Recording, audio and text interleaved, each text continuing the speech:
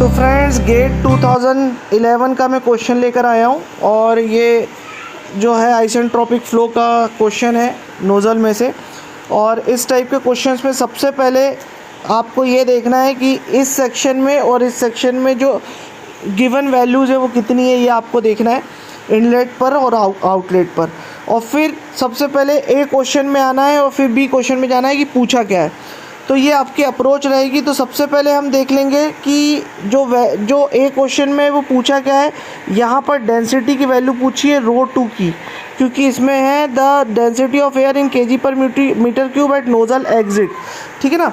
तो सबसे पहले हम छोटा सा एक डायग्राम बना लेंगे और इनलेट और आउटलेट की वैल्यूज़ को लिख लेंगे कितनी दी है। जैसे कि इसमें P1 की वैल्यू जो है 3 बार दी हुई है। P1 की वैल्यू कितनी दी है, 3 बार, ये 3 बार दी है। ठीक है ना। और जो T1 की वैल्यू है वो कितनी दी है, 400 केल्विन दी है। और V1 0 दिया हुआ है क्योंकि हम इनिशियल वेलोसिटी लगभग नेगलेक्ट कर देते हैं, इसलिए 0 माना है। और P2 की वैल्यू दी है 50 किलो पास्कल। ठीक है ना। और A2 की वैल्यू दी है 0.005 मीटर स्क्वायर। और V2 की वैल्यू आपको नहीं है दी हुई है, वो आपको शायद निकालनी पड़े आगे। तो इसमें सबसे पहले डेंसिटी की अगर अपन बात करें तो डेंसिटी एट एग्जिट की बात करें तो isentropic flow through the nozzle होता है। और अगर हम डेंसिटी एट द आउटलेट की बात करें तो डेंसिटी आपकी P2/RT2 से निकल जाएगी। अब ये डेंसिटी कैसे आई है, PV इक्वल टू RT वाले फार्मूले से आई, क्योंकि पर यूनिट मास के लिए जो वॉल्यूम होता है, अगर ये डेंसिटी यहाँ पर आ जाए तो 1 डेंसिटी इक्वल टू वॉल्यूम बच जाता है, PV इक्वल टू RT बन जाता है। ठीक है ना। तो अब अपन आगे चलते हैं कि ये P2 इक्वल टू RT2 मतलब इसमें R की वैल्यू दी हुई है क्या, ये 0.287 किलो जूल पर kg केल्विन में दी है। तो ये 0.287 सबसे पहली बात तो 0.287 इंटू 10⁻³ हो जाएगा। ठीक है ना, क्योंकि जूल पर kg केल्विन में आपको इसमें वैल्यू रखनी पड़ेगी, तो ये 10⁻³ हो जाएगा। तो यहाँ पर आप वैल्यू जो रखोगे ये 0.287 इंटू 10⁻³ रखोगे, इंटू 10⁻³। और फिर उसके बाद P2 की वैल्यू जो है आप कितनी रखोगे, देखिए P2 की वैल्यू दी हुई है क्या, P2 की वैल्यू इसमें शायद दी हुई है। और P2 की वैल्यू कितनी दी है, 50 किलो पास्कल ये दी हुई है। तो ये P2 की वैल्यू 50 किलो पास्कल है। अगर आप चाहे तो इसको पास्कल में भी रख सकते हैं, 50 इंटू 10⁻³ करके। ठीक है ना। अब T2 की वैल्यू आपको फाइंड आउट करनी है। तो हमको मालूम है कि आइसेंट्रोपिक फ्लो अगर हमारा होता है तो ये रिलेशन सबको मालूम है आइसेंट्रोपिक के लिए कि T2/T1, ठीक है ना, इक्वल टू P2/P1 की पावर Γ-1/γ। तो ये वैल्यू जब आप यहाँ रखते हो, यहाँ पर रखोगे आप 50। ठीक है ना। और यहाँ पर आपकी जो भी इनलेट की जो प्रेशर की वैल्यू दी है वो आप रखोगे, ये दी है 3 बार वैल्यू दी है। ध्यान रखना, अगर आपने इसको पास्कल में चेंज किया इंटू 10⁻³ करके, ठीक है ना, तो इसको आप जब 3 बार रखोगे तो 3 इंटू 10⁻5 रखोगे, बिकॉज 1 रखोगे क्योंकि 1 बार इक्वल टू 10⁻5 पास्कल होता है। ठीक है ना। तो ये इंटू, क्योंकि ये 3 से 5 कटेगा तो यह इंटू 100 हो जाएगा। ऐसा भी कर सकते हो आप, या डायरेक्ट भी रख सकते हो। गामा की वैल्यू 1.4 रखोगे आप यहाँ पर, 1.4। ठीक है ना। और ये वैल्यूज़ आने के बाद और T1 की वैल्यू की दी हुई है 400 केल्विन। तो ये T1 की वैल्यू केल्विन में दी है तो कोई प्रॉब्लम नहीं है, यहाँ पर आप 400 केल्विन डायरेक्ट रख दोगे। यहाँ से T2 की वैल्यू निकालोगे और T2 की जो वैल्यू आएगी इस पोजीशन पे वो आएगी 239.7। कितनी आ जाएगी, 239.7 केल्विन। ठीक है ना। अब जब आप ये सारी वैल्यूज़ मतलब T2 की वैल्यू, R की value, R equal to 0.287 into 10⁻³ करना आप मत भूलिएगा, ठीक है ना। और ये P2 की वैल्यू 50 इंटू 10⁻³ कर लीजिएगा अगर आपको पास्कल में रखनी है तो, क्योंकि यहाँ पे आपने पास्कल में रखी थी, ठीक है ना। तो 10⁻³ करेंगे तो ये डेंसिटी की वैल्यू कितनी निकल जाएगी आपकी। डेंसिटी की वैल्यू कैलकुलेशन के बाद आप कैलकुलेट ज़रूर करिएगा, कैलकुलेटर लेकर बैठिएगा। बिना कैलकुलेटर के आपका गेट क्वालिफाई नहीं हो सकता।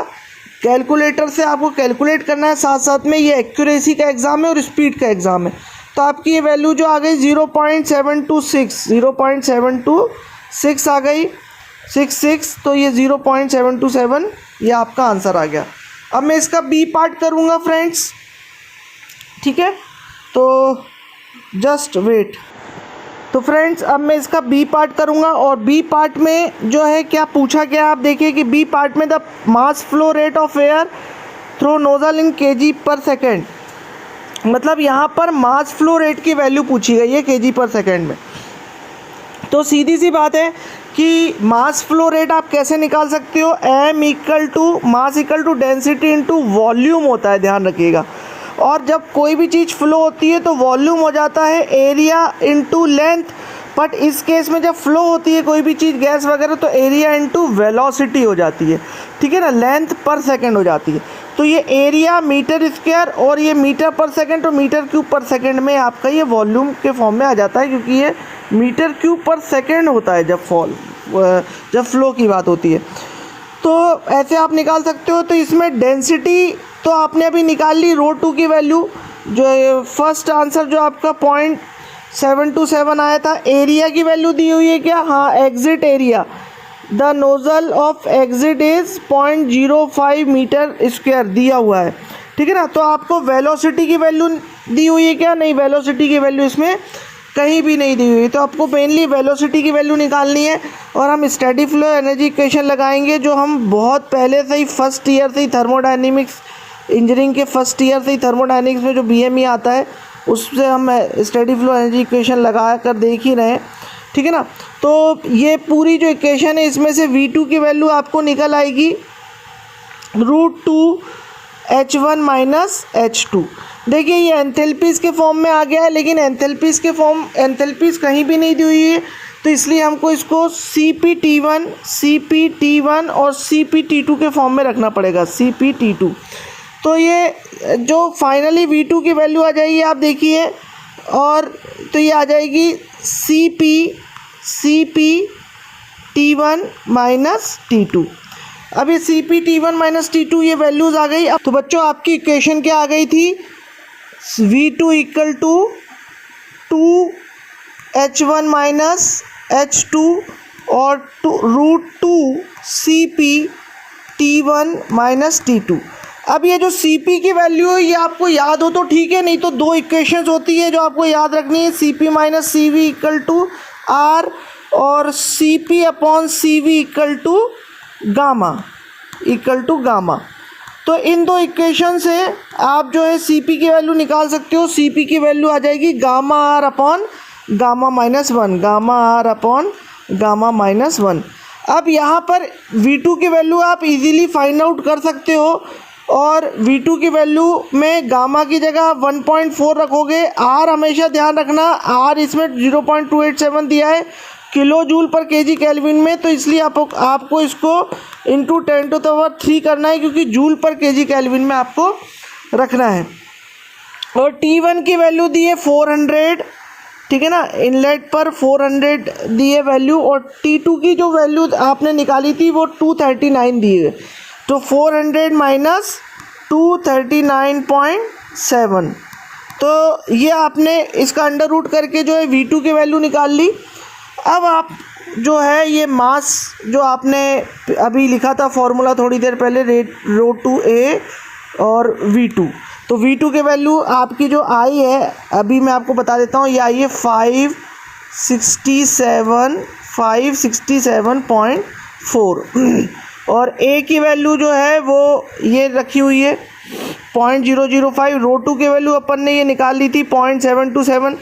तो ये तीनों वैल्यूज़ आप जब पुट करोगे तो ये फाइनल आंसर आ जाएगा 2.06, जो इसका डी आंसर है। Thank you so much for watching this video. Please like and share.